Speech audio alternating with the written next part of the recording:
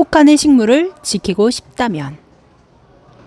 아침에 눈을 뜨자마자 식물등을 켭니다. 거실에는 3개의 식물등이 있습니다. 햇빛이 짧게 들어오는 겨울에 대비하여 식물등을 준비했는데요.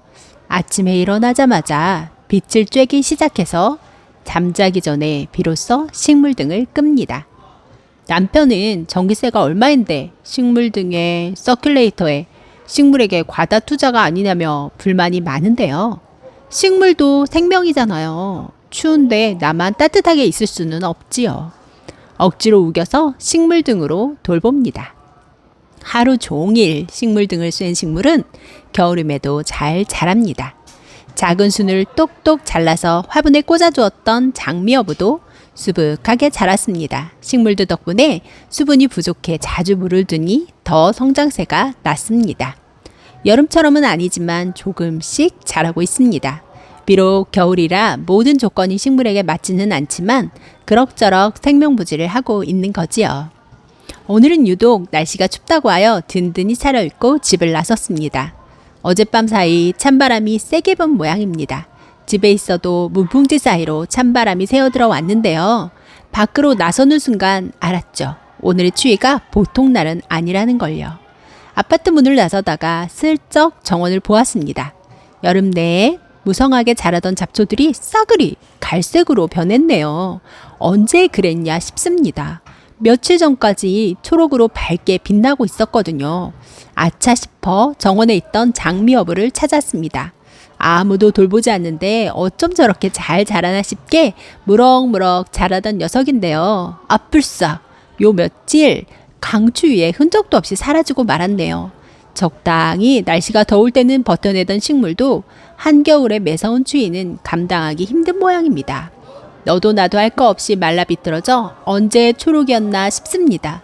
오로지 상록수 몇 그루만이 그 주위를 버텨내고 있네요. 집에서 식물을 키우면서 매번 신경 써서 돌보는데도 유약한 녀석들이 마음에 들지 않았는데요.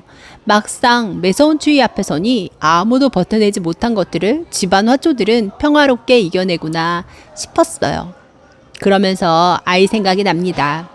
아이도 온실 속의 화초처럼 의존적으로 키우지 말아야겠다고 생각했는데요. 강추위 같은 어려움은 부모가 나서서 지켜주고 안아줘야지 싶었습니다. 강해지라고 자칫 한겨울의 추위 같은 어려움에 내몰았다가 아이가 버티지 못하고 끝을 볼 수도 있겠구나 생각이 들었지요. 시험 기간이라 애들이 너무나 초예민해. 조금만 건드려도 울음이 나올 것 같다니까. 중2 딸아이가 시험 기간에 스트레스를 호소합니다. 시험이 일주일밖에 안 남았어. 게다가 수행평가도 몰아치고 애들이 모두 제정신이 아닌 것 같아. 너는 어때? 넌 괜찮아 보이는데? 우유와 달큰한 도너츠를 맛있게 먹는 딸아이를 보며 물었습니다. 나도 스트레스 받지. 그래? 너무 평안해 보이는데? 시험 점수가 뭐라고 그렇게 스트레스를 받니? 시험까지 거 아무것도 아닌데. 막상 시험 점수가 나오면 태어나지 못한다는 아닌 척 한마디 건넵니다. 그 정도는 이겨내야지. 세상 살아가며 얼마나 많은 어려움이 있는데. 그나저나 너 스터디 카페 어디로 갔니? 혹시 거기로 또 간 건 아니지? 아이는 대답을 망설였습니다.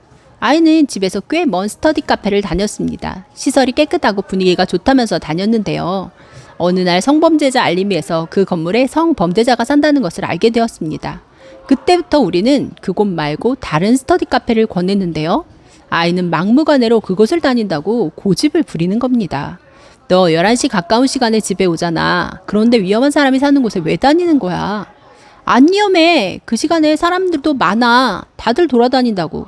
성범죄자가 있다고 꼭 그 근처에서 사건이 일어나는 건 아니잖아. 아이는 생각을 꺾을 것 같지 않습니다. 시험 점수에는 태어난 척 연기라도 할 수 있었지만 이건 사안이 달랐습니다.